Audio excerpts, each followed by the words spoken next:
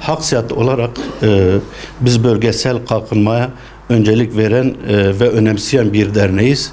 Bu bölgesel kalkınmanın hayata geçirilmesi için bazı çalışmalarımız oluyor.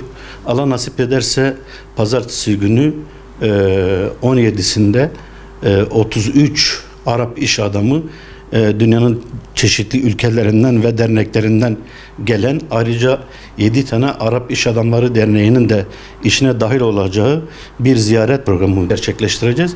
Bu ziyaret programı çerçevesinde Diyarbakır'daki organize sanayi bölgesinin dolaştıracağız. İş adamlarımızla ilgili hasbihal edecekler, fikir alışverişinde bulunacaklar.